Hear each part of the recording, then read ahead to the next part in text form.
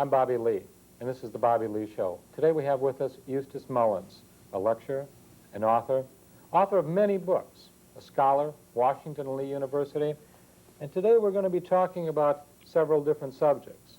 But this particular subject is the most important for today's political venue. And Eustace has written a book called The World Order. Now, Mr. Mullins has been working for the last 50 years to research important questions that need to be answered in relationship of Middle America to the political evolution. Eustace, tell us a little bit, if you would, how you got started in being an author. Well, I had always intended to be an author, but I had intended to write novels, perhaps some poems, and I had absolutely no interest in any research or any nonfiction work. I didn't consider that as creative writing. So I met a poet, a very bohemian person named Ezra Pound, who was then incarcerated without trial on a more or less lifetime basis, and he asked me to look into the banking interest, the Federal Reserve System, at the Library of Congress there in Washington, D.C., and I did this, and I found it to be quite an interesting story, which launched me on research which continues to the present day. Now, this book, The New World Order, how does the New World Order deal with the banking interest in America and across the world? Well, you see, in studying the banking system in the United States, I found it was part of an international system of banking called central banks in Europe, and that the Federal Reserve System, which we had here, was simply an American version of the central banks they had in Europe. And I also found that these banks did not exist as some entity in some world of their own. They were an integral part of what I came to call the world order. Now, Eustace, this New World Order in this banking system, I was under the impression that the banks themselves were American banks and it was the federal government that owned the banks. Are you telling me that our government itself doesn't own these banks?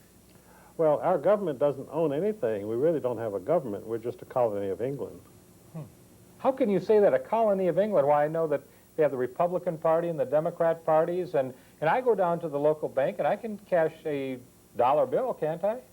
Oh, well, you can go into any colony of Great Britain and cash a check. That doesn't mean you're in an independent nation. Would you trace for me the colony of Great Britain to the United States and the banks? If I put a Federal Reserve note in the bank today, how can I say or how can you tell me that's a part of a colony of Great Britain?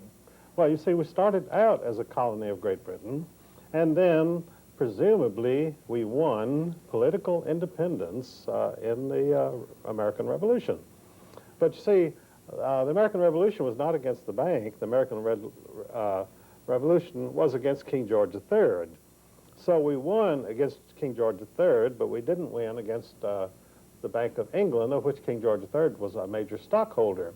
So King George lost this wonderful colony over here, but he retained the banking control and continued to get his interest and his profits from his American colony, just as before.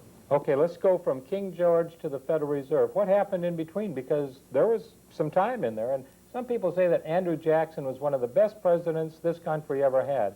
Could you tell us about him, and what did he do in regard to banking? Well, you see, immediately after the Revolution, when we had our wonderful independence and we could have the 4th of July and shoot off firecrackers and still pay interest to the Bank of England, which no one seemed to mind because they didn't know about it.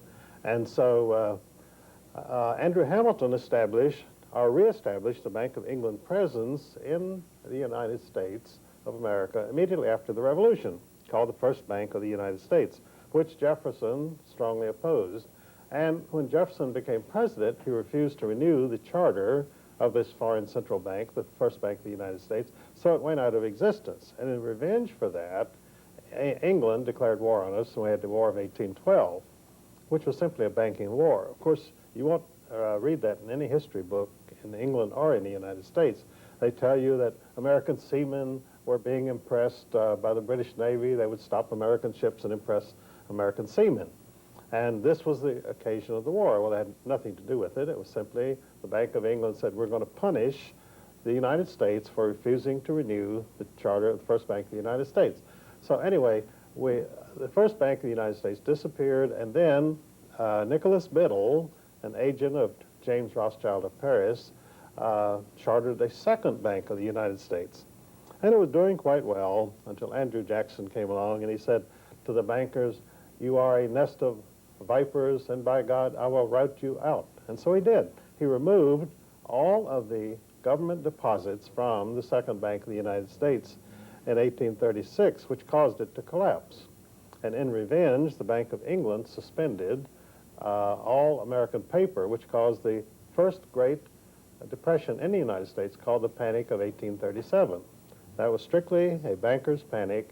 And of course, then the Rothschilds came in and bought up American securities at 1 cent on the dollar and established a great many of the great American fortunes, including J.P. Morgan.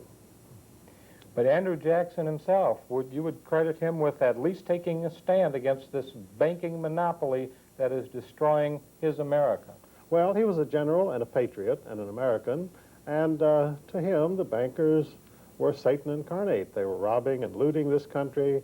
They were oppressing the people. They were causing financial depression and widespread suffering, and he said, "I'm going to go after them," and he did. Unfortunately, the history books do not tell you why he did anything that he did, so the American children go to school and they have no idea what all this was about. Neither do the college students. Neither do the graduate college students.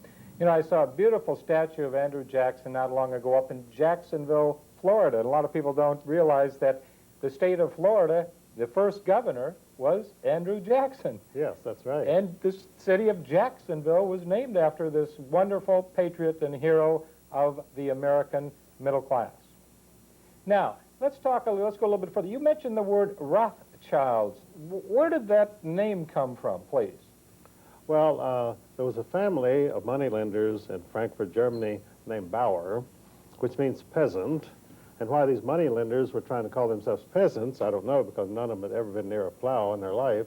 And so they were moneylenders, and they needed some way of advertising their business. And so the founder of this dynasty, the House of Rothschild, put up a red shield above his door so that people who came from various parts of Europe to change money with him could find it. And so after a few years, people didn't know who Bauer was, but they knew the Rothschild. The red shield was Rothschild. And so he simply began to call himself Rothschild. Okay, now he died eventually, but did he leave a dynasty of some sort? I mean, how did this happen? Well, he left 5 sons who were very well trained by this man, who by that time had become the outstanding moneylender of Europe due to a very peculiar circumstance. King George III and the Bank of England wanted to punish the American colonists for being so obstreperous and for refusing to give all of their profits to the Bank of England from their income. And so when they rebelled, then the British Army did not really want to fight their American cousins. So King George said, well, I've got to get somebody else to fight this war. I need some mercenaries, some hired soldiers. And over in Germany, the Elector of Hesse, a German province, had a very well-trained group of soldiers called the Hessians. And so he said, well, I'll rent these out to you, King George, who was a German himself, by the way, of Hanover. And he said, for $5 million, you can have this nice army. And so George said, all right. And then when the Elector of Hesse got this $5 million, he said, what am I going to do with it? And they said, well, there's a very good investor and financial advisor named Meyer Amschel Rothschild there in Frankfurt. So he let Meyer Amschel lend out this money, which was the biggest chunk of capital in Europe at that time, $5 million. And so Amschel spread it around, and pretty soon he brought back $20 million to the elector, who was very pleased, and kept $5 million for his efforts. So now he was a monetary power himself, and of course the Elector of Hesse let it be known that if you had money to invest, put it in Meyer Amschel's hands. So when Meyer died, he had 5 sons, and so they dispersed themselves over the 5 capitals of Europe. And Nathan went to London, James went to Paris, and so forth. So they now had total control of the monetary resources of Western civilization, the entire continent of Europe. And they had developed some very interesting techniques. One was that the courier went from James in Paris to Nathan Mayer in London, and he wanted $1 million in gold. So he would give him a note saying, I want $1 million in gold, but he would not sign it. So if someone came into a Rothschild office, a courier, and said, I have a request here for $1 million, it's signed James Rothschild, and Nathan knew it was fake because they didn't sign their communications. Little trickery even then, but I think good little trickery. Well, you live and learn, you know. That's right. So we're talking about the New World Order. In the New World Order, we had the war with England, and that was the Revolutionary War. And there was the banking system that was set up, and that was Alexander Hamilton that set it up originally after that. Thomas Jefferson then went ahead and decided this was not good for the American people. And then after that, we had the War of 1812, and then we come to Andrew Jackson, and he fought the bankers again, and then we have the Rothschilds, and their dynasty is building. Tell us about the Rothschilds now, how they enter into the picture as far as, shall we say, the Federal Reserve is concerned. Well, the Rothschilds realized early on you don't make any money by lending somebody $200 to buy a used car. They only dealt with governments and with the kings of Europe, and they only handled government loans because that's where the big money was. And you see, they realized it was a sure thing because if you lent money to a government and they didn't repay you, then they would never get any more money. And they always needed money for wars and for to build Versailles and so forth. To be a king means you spend a lot of money. You're a big spender. And they could always tax their people enough to repay the Rothschilds their money, so they had nothing to worry about. And so by 1880, the Rothschilds really owned all of Europe, and they owned a large part of the United States secretly because they always advertised and promoted the idea that the Rothschilds had no activities in the United States, and they did not because they worked through August Belmont, who was their named representative, and they also worked through J.P. Morgan and Kuhn Loeb Company, which were their secret representatives. And by 1896, these two Rothschild firms, J.P. Morgan and Kuhn Loeb, owned 96% of all the railroad mileage in the United States. Wow, talk about a monopoly there. And that's in congressional reports. I got that right out of, most of my work, by the way, comes from congressional reports. So you do researching on congressional reports, and how far do you back to this research information go, Eustace? About 5,000 years. 5,000 years. We're talking to Eustace Mullins, ladies and gentlemen, and we're talking about the New World Order. Well, tell us then, the Rothschilds, tell us about the Federal Reserve. Now they've become involved in the Federal Reserve, and what about Soviet Russia? How did Soviet Russia come into this New World Order situation, Mr. Mullins? Well, Soviet Russia was always part of the world order, and in fact, the Soviet Empire, the evil empire, which we heard so much about, and in the 1950s, we were digging atom bomb shelters in our backyards to protect us from this catastrophe, which was going to happen at any moment, and which was good for the contracting industry, but it didn't really help anybody as far as avoiding atomic bombs. So the Soviet Empire came about because of greed and envy. Now, communism, of course, is based on hatred, greed, and envy. But what people don't realize is that the Russian Revolution came about because of the greed and envy of King George V of England for his cousin, Tsar Nicholas II of Russia, who happened to be the richest man in the world. And when you're the richest man in the world, the consequence is all the people who are not quite as rich hate you and wish they could get their hands on your money. So the Rothschilds told King George V, they were all around him as his advisors in London, they said, look, let's go after Nick and get his dough. And George said, well, I'm game. And so the Rothschilds started the communist movement in Russia. And so they murdered the Tsar and his family and took his gold, which was sent to Paris and to Kuhn Loeb Company in New York and the other Rothschild offices, London and so forth. And some of this money, by the way, these Rothschild banks used to buy the original stock of the Federal Reserve System in 1914. That was all bought with the Tsar's money, And so the Romanov heirs, such as are still alive, are the real owners of our Federal Reserve System. And so, as I say, they murdered the richest man in the world, took all of his money. Well, What year was that, by the way? What year was that when they murdered the Tsar? Well, that was 1918. They had the Communist Revolution in 1917. And the first thing they did was go in and loot the whole country. They took all the money. And the result was the new Soviet empire had no operating capital, and they couldn't tax anybody because they had murdered all the people who owned anything. So you couldn't go out and tax the peasants to keep the country running. So they sent up cries of anguish, and people all over the world responded. Woodrow Wilson, our president, he made a speech to Congress in which he said, "It is our duty to help these noble murderers in Moscow," in so many words. And so he first sent them $25 million of his personal war fund, voted to him by Congress to prosecute World War I. And he sent Elihu Root, who, by the way, wrote the charters of all the major foundations. Elihu Root was a lawyer of whom J.P. Morgan said, "When I call in lawyers and I want something done, they give me a lot of reasons why it cannot be done."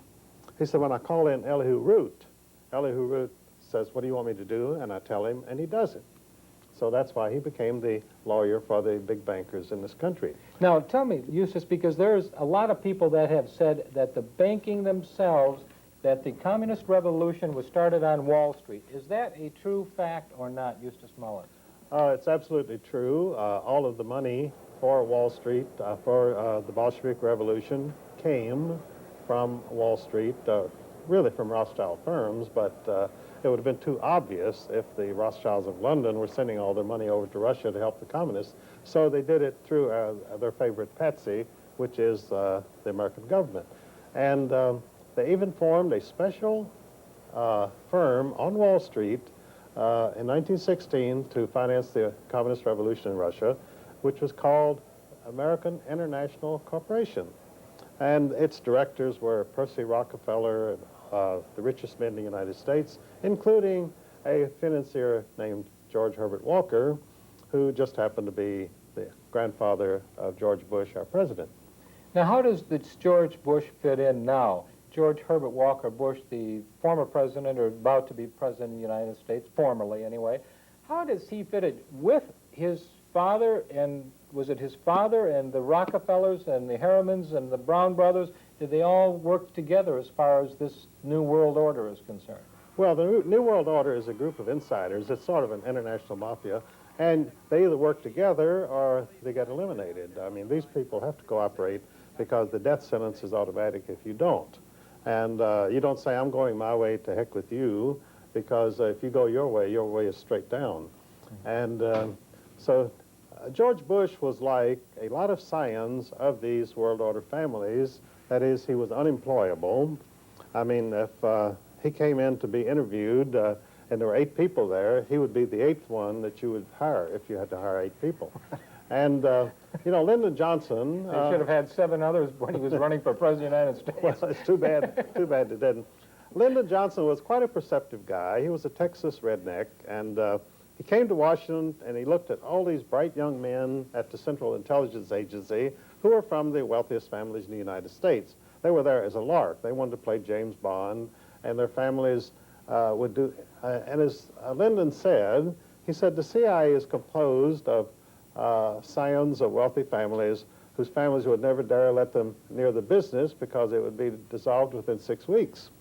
So George Herbert Walker Bush, when he finished at Yale, and they said, "Well, should we put him in the family firm of Brown Brothers Harriman?" They said, "Good God, no, we'll be in the bread lines within 2 months." So they said, let him go work, let him do what everybody else does. Go work for the Central Intelligence Agency and travel around and have fun. So George went to work for the CIA. It's the only job he ever had, just like Bill Buckley, another scion of a wealthy family. Bill Buckley was hired by the CIA when he finished at Yale, Skull and Bones. We're talking about the Brotherhood of Death here, the Skull and Bones crowd, which Bill Buckley and George Bush and all of the partners at Brown Brothers Harriman were members of this Illuminati fraternity established in 1848 as the Russell Trust by Daniel Coit Gilman, who also, by the way, later set up the charitable foundations. Gilman was on the board of all of these so-called charitable foundations, which were simply secret instruments of the world order. So George became a member of the CIA. Matter of fact, he was CIA director in 1976. An interesting thing happened to Eustace in 76, and that was when he met one Saddam Hussein, who became involved in power in Iraq at the time. Could you tell us a little bit about that?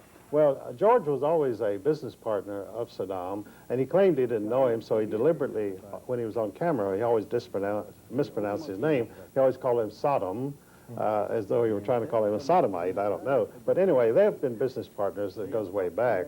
And Saddam himself, you know, is worth about $10 billion. He's a player on the world scene. And that's why when George was ranting about getting rid of the new Hitler, and he sent our army over there to do it, they walked away, leaving Saddam Hussein in total control. I don't think he ever heard a gunshot fired during that entire Iraqi war. But to get back to George, he didn't start out with the CIA. He started out as an agent, a secret agent of the CIA, who was running his own oil company called Zapata Oil Company. And, you know, George, when he wanted a name for his company, he wanted a name that really represented what he believed in. So he didn't call it the Thomas Jefferson Oil Company, and he didn't call it the George Washington Oil Company.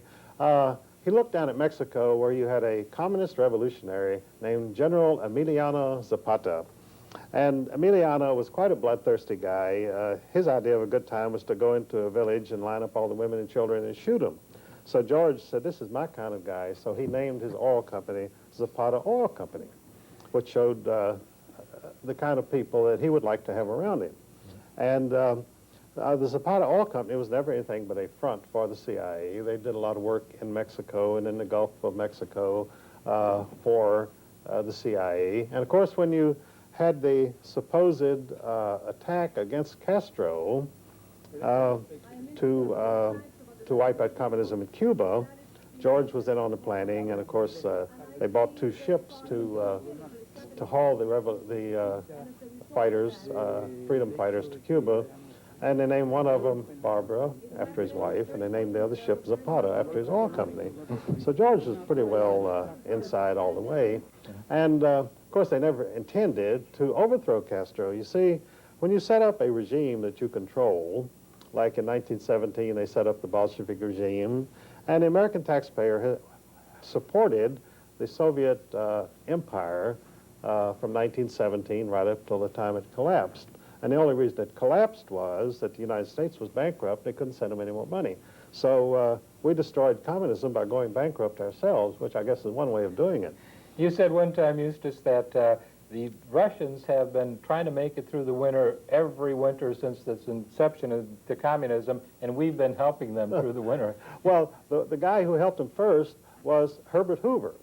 After they sent him money, Wilson sent him money, and then they said, we don't have any food.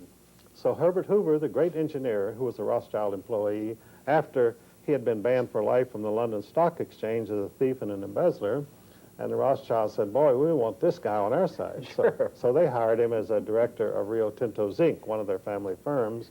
And so then in 1916, the Germans said, look, we can't fight any longer. We don't have any more money, we don't have any more food, and we don't have any more coal. So the Rothschilds said, well, hang on, and we'll see what we can do. So they got Herbert Hoover to inaugurate the German Relief Commission.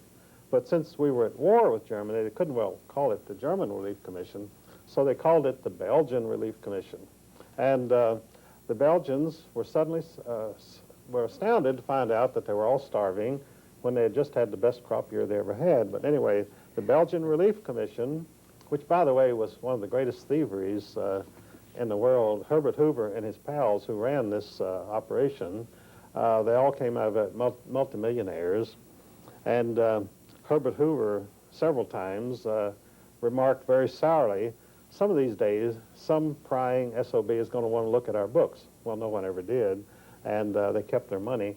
But after the Belgian Relief Commission, which kept the Germany in the World War I for 2 more years, and brought a very satisfactory conclusion. Then they called on Herbert to help them out again. They said, look, the Bolsheviks are starving. They've shot all the peasants and the farmers, and they have no food. So Herbert Hoover then organized Russian relief, and he went over and saved the Bolsheviks from total collapse. And somehow, after this, he became known as a great anti-communist, which just shows you what, when you control the media, you can sell any story that you want. Absolutely, and one of the things that was so sad for me to read about, of course, was when the Bolsheviks did go into the Ukraine, and they did kill so many people. They starved between 6 and 8 million Ukrainians out. And this is the end result of what the America has done, because America itself, this government, not the country, I don't believe the country, Eustace, I don't believe the patriotic people in the country, but this government was responsible for funding situations like this, weren't they? Oh, very much so. And in fact, this great massacre of the Russian peasants in the early 1930s was deliberately suppressed by Walter Duranty, the chief correspondent in Russia of the New York Times, and he dictated what would be allowed to be sent back to this country. They totally suppressed this so that Franklin D. Roosevelt, as a principal plank of his platform in 1933, that was to give official diplomatic recognition to Soviet Russia so we could send them even more money, of taxpayers' money, than they'd been doing before. So, but they couldn't do this if the press was going to print a story that 10 to 12 million Russians had been murdered by Stalin. So the story was completely suppressed, and in fact the American people today really don't know whether to believe it or not. There have been several books out about it by Robert Conquest, which are very good, totally documented, but they don't get much play in the media. You know, they had a movie at one time on PBS, but PBS refused to run it in most of its affiliate, and that was Harvest of Despair. Oh, yes. It was a television, I think it was about an hour and a half long, or a couple hours anyway, but it showed exactly what happened and the terrible human tragedy that this government, the United States of America government, was involved in by the fact that they supported communism in other parts of the world, namely the Soviet Union at that time. You know, it's interesting to me, Eustace, that over 70 million people have been killed by communism, many by their own people, and we still support governments like that. How can this happen, Eustace Mullins? Well, you mentioned public broadcasting system, PBS, which to most people in the know, they call it the phony. They say PBS stands for the phony broadcasting system because they're a bunch of goofy left-wingers and homosexuals, and they're so relentlessly far left in their orientation that occasionally some congressman or some senator will point out, has PBS ever published any or run anything which was of a conservative nature? And of course the answer is no. And whenever someone in Washington points this out, why they would have to point it out, I don't know, because all you got to do is turn this phony broadcasting system on, and you can see it for yourself. But whenever a congressman mentions this, they immediately denounce him in the entire press as a hate monger, guy who wants to suppress freedom of speech. Mm-hmm. And of course, there is no freedom of speech on the phony broadcasting system because it's totally left-wing. Now, we have a number of people, different types of people, different nationalities in this world. We had World War I, we had World War II, we had South Korean War, and then we had Vietnam. Should we have fought any of those wars, Eustace Mullins? Was there a real reason? And what was the end result of us being involved in, say, World War I and World War II? Well, John, you have to understand what wars are. Wars are carefully staged productions. Now, these are all carefully staged, and they did what they were supposed to do, and they had a good audience, and so I think they were successful. But to say that these wars were about anything, that they had some particular philosophy of government opposing another philosophy of government is total nonsense. These were world order productions, and as I say, they were carefully staged. Both sides were set up to perform in a certain manner, and the outcome was always predetermined. In other words, you were looking at a staged production which you had already seen many times, a sort of a soap opera, and you knew how it was going to come out before it even started. Now, Eustace, you're a veteran, and I'm a veteran. And I know when I went in the service, I was just about as patriotic as anybody could possibly be. That's the way that I felt anyway. And, you know, Well, I saw things in the service, Eustace Mullins, that would lead me to believe that I still love my country, don't get me wrong, but it's this government that I don't think that I'd ever fight for again, because you just kill a lot of people, raise a lot of debt, raise a lot of taxes.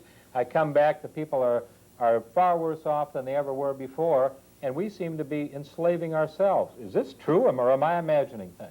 Oh, you're not imagining anything. In fact, I was in the Air Force during World War II, and I can't say that we were very patriotic, because during our basic training down here at Miami Beach, we were marching along, drilling in the morning, and we were singing to cadence, and we would sing, I hate wall, Eleanor hates wall, my dog Paula hates wall. And all we did was make fun of these phonies in Washington, you see. So I can't say that we were that patriotic.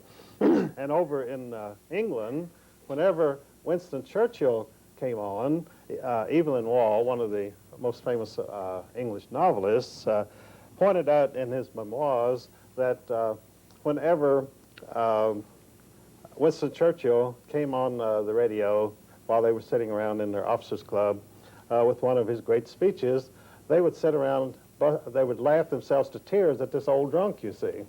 So when you say patriotism, I don't know how much patriotism there really was.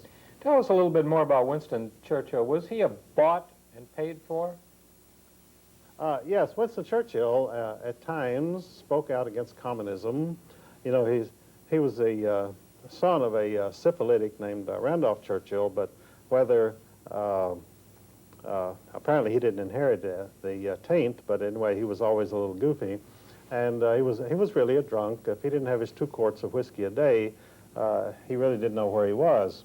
And during the great Blitz of London, most people thought he was, you know, being very brave, staying in London during the Blitzkrieg. Oh, that's where his 2 quarts of whiskey were. Well, he was 8 stories down. They built him a special shelter, 8 stories down in the ground, a very comfortable room, and he was liberally supplied with whiskey. And in fact, they used to show this room to tourists after the war.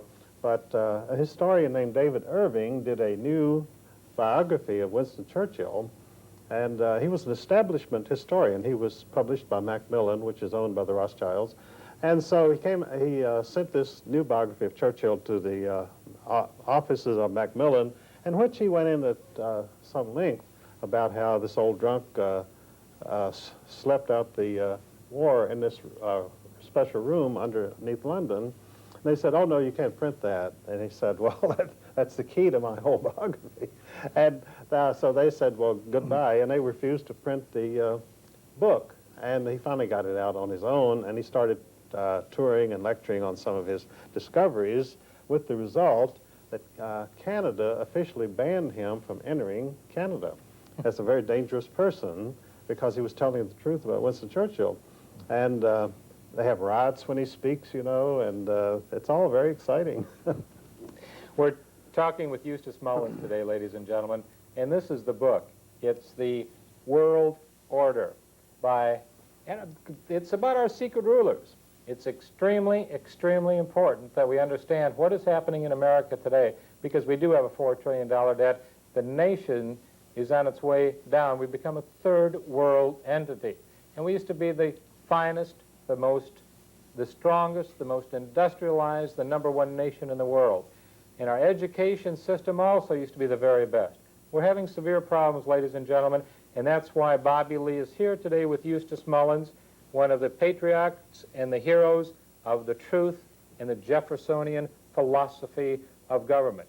So this is the book that I think that you must have in your possession in order to become educated about the world order. The business of America, what really, when we're talking about the business of America, what is the business of America? I thought it was for little businesses to be able to start and to work hard and to progress, and for a small family to be able to build themselves up and become financially successful and with morals and ethics, and everybody work for the common good. Is that the way that business is done in the government today?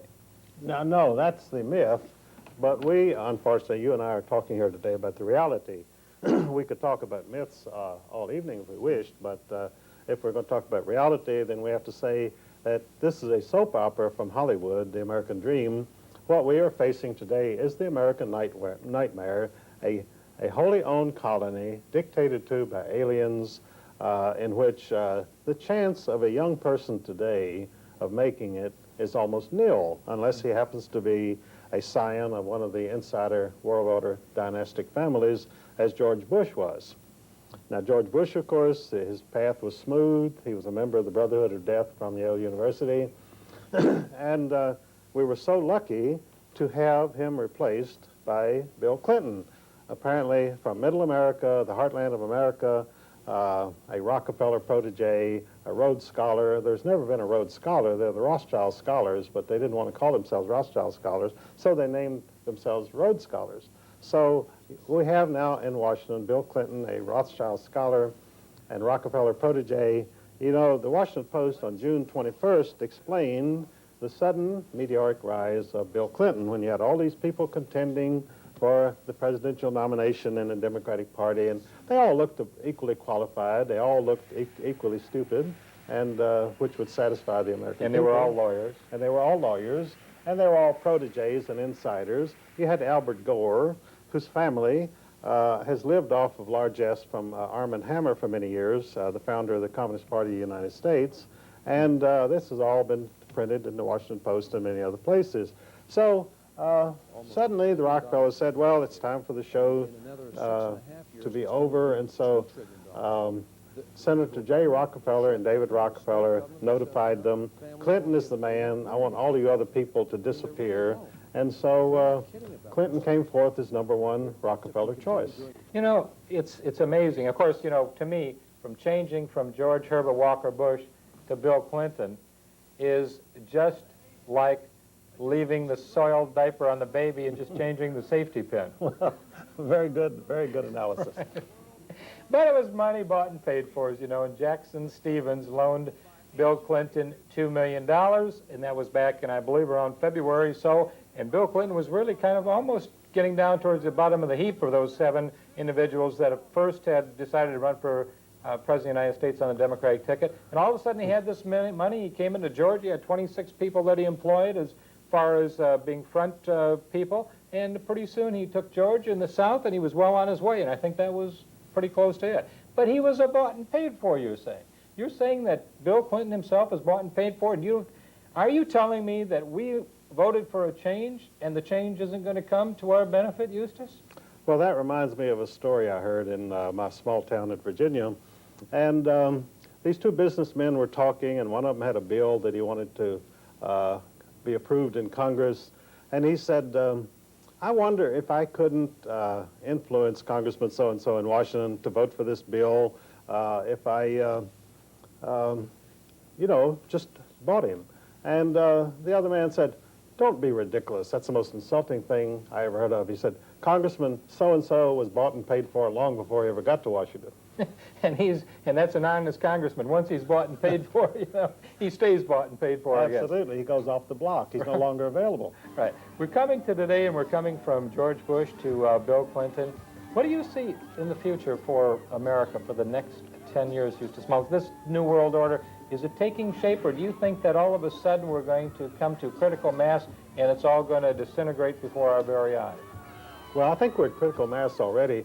Now, we have a very interesting situation, which we saw during the last election. You had the biggest turnout that you ever had, and of course, the trend had been for lower and lower percentages of the American people to come out and vote, because they did everything that they possibly could to discourage the American people from participating in the election. Fewer people voted every year because, you know, they made sure they understood you either vote for Tweedledum or Tweedledee, and it doesn't make any difference which one gets in, because we created them both out of nothing, just like the Federal Reserve creates money out of nothing, and we create these politicians out of nothing.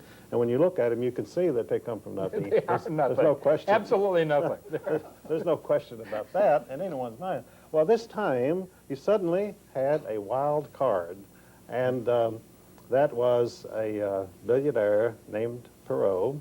He appeared on the scene, and he was almost elected president by acclamation. People were so disgusted with these phonies, Bush and Clinton, and no matter how hard you tried, you couldn't say anything good about either one of them. And so the people looked, and here's a successful businessman, Perot, spunky, got down to business. He would get on television and rivet the attention of the American audience simply with a few charts, which has always been a no-no in politics. You never show a chart to the people if you want to get votes. Well, you never tell them how it's really like. That's right, and you never tell them, look, we're destitute, we've got to start thinking of something, because you see, the Rothschilds and the world order dynastic families, they profit by other people's suffering and despair. They profit when you have a communist revolution go in and murder 10 million peasants. They profit when you have a world war which devastates Europe. And so this is exactly what happens. You know, Baron Alphonse de Rothschild was asked during the communist revolution there, he said, aren't you worried about all of your houses and your vast estates and so forth with the revolution going on? He said, certainly not. He said, you always want to buy when blood is running in the streets. That is, when everybody thinks we're collapsing, nothing's going to be worth anything, and they say, I'm going to dump this for a penny on the dollar. That's when the Rothschilds and the insiders buy everything. And, of course, the United States is coming to that point now. We're in a recession. Real estate is down. This is the time to buy, because this is a fluctuating thing. It goes up and it comes down. It goes up and it comes down, because it's manipulated. It's always manipulated. You know, J.P. Morgan was asked once, as the leading banker in the United States, someone rushed up to him and said, Mr. Morgan, please, would you tell me, what is the stock market going to do?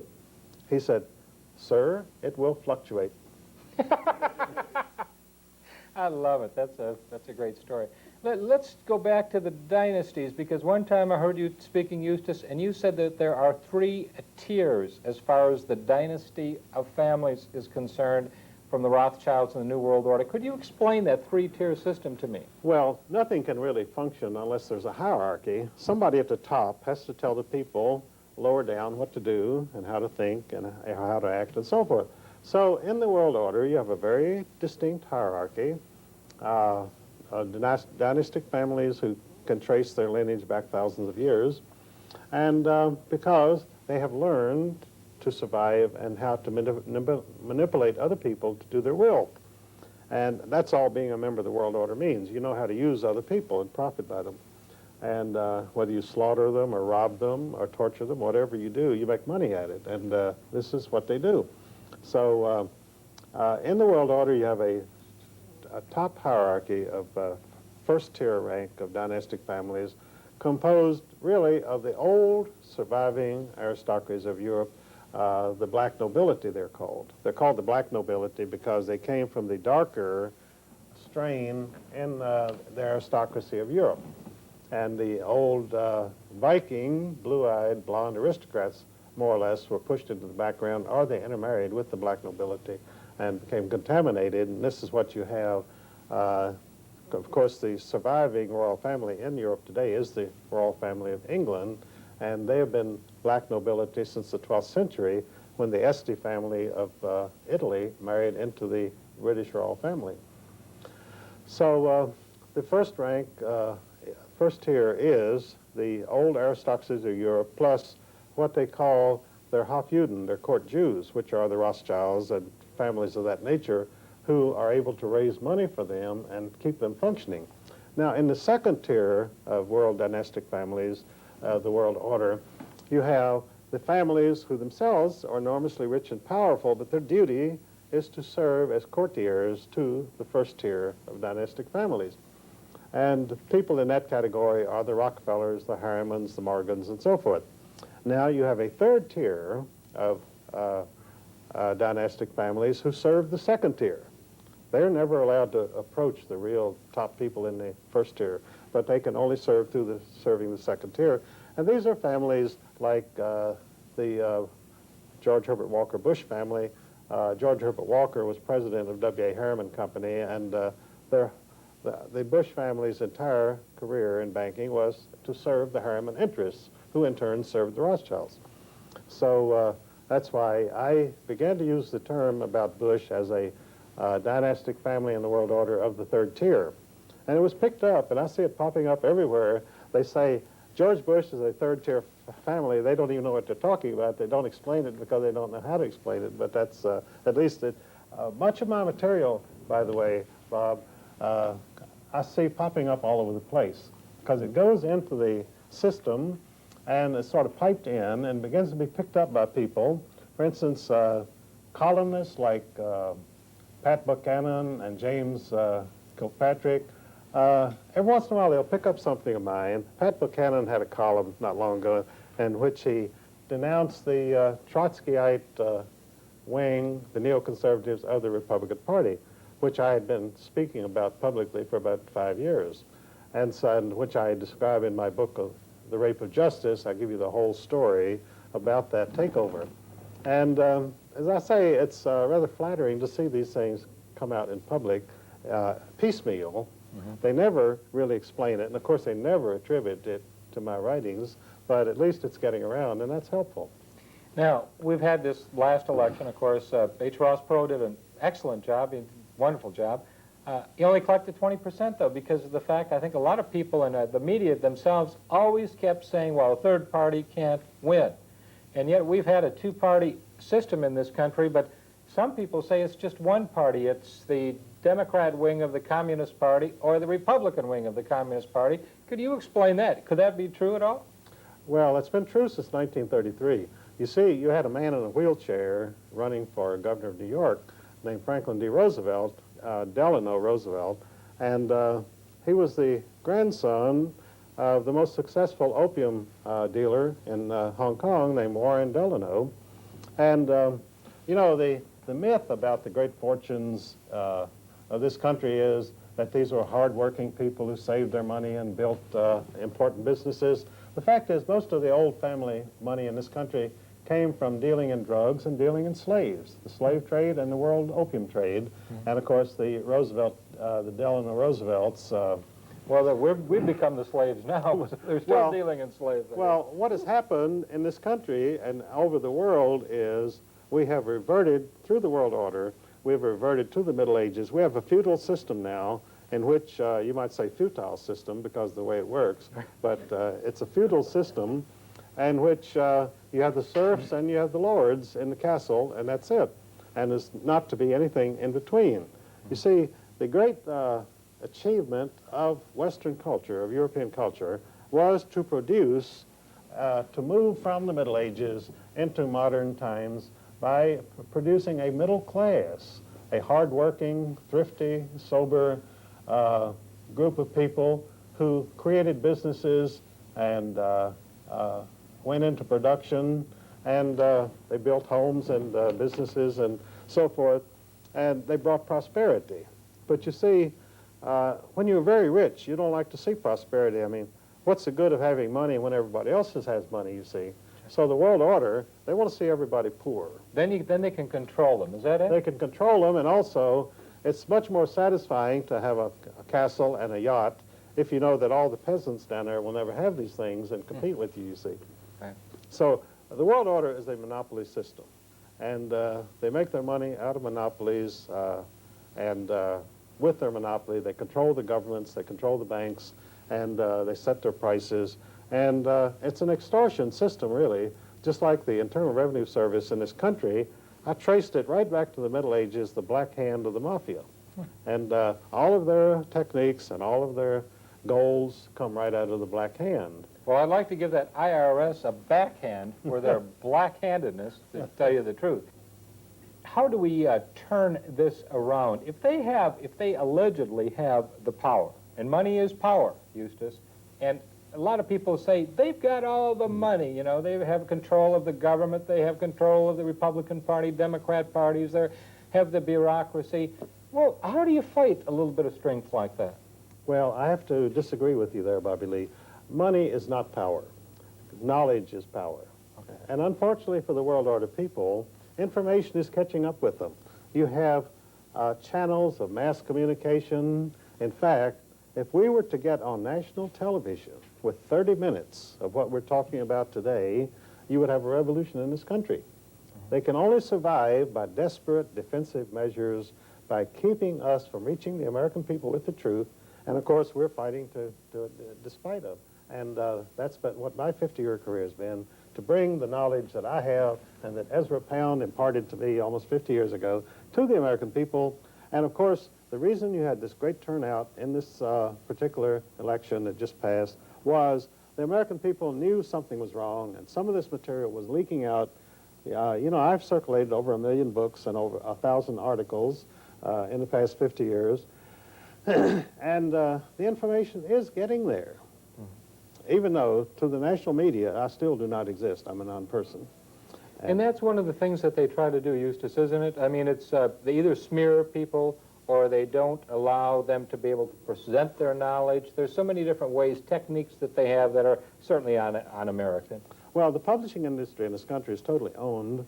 In fact, one of the biggest influences in the publishing industry in this country is the Central Intelligence Agency. They commission and have written and publish and circulate around 200 books of political propaganda a year, which makes the CIA the biggest publisher in the United States, secretly. And of course, there is no Central Intelligence Agency. It's a branch of the British Secret Intelligence Service, SIS, which was established in 1694 as a necessary adjunct of the Bank of England. So we have never had a government intelligence service. What we have is a branch of the Bank of England, which, as I say, has commissioned and published these 200 books a year of political propaganda, which are distributed to all the universities, and every professor in our universities knows that you have got to use these political propaganda books from the CIA as your teaching textbooks. You have Zygmunt Brzezinski. He used to be one of the right-hand men of Jimmy Carter. Henry Kissinger with Richard Nixon. These people hardly speak English to some degree, but yet they're controlling, in many cases, the foreign policy of this country. Tell them, foreign policy of this country, I mean, it's really been foreign as far as I'm concerned. Could you explain why? Well, you're talking now about the field of lecturing and public speaking, which is one of my fields. And interestingly enough, the fees paid to public speakers in the United States are proportioned inversely to how much information they give to the American people. Now, speakers who get between $35,000 and $100,000 per speech get up and give speeches in which they say absolutely nothing. And then when you have people on my level who give you solid information by the ton, we get practically no fees whatsoever because they don't even want us to ever appear in public. We ask you to support the Bobby Lee and the Eustace Mullins Fund, and we will be bringing you in the future other videos, and we want you to go ahead and purchase as many of Eustace's books as possible. There is a number that you can call right now. It'll be on your screen, and you call and you order some of those books, and this is for the posterity of your children, your family, your future. You need to know. Thanks for being with us today on the Bobby Lee Show. And Eustace Mullins, thank you, sir, for being a part of America and the great patriot that you are.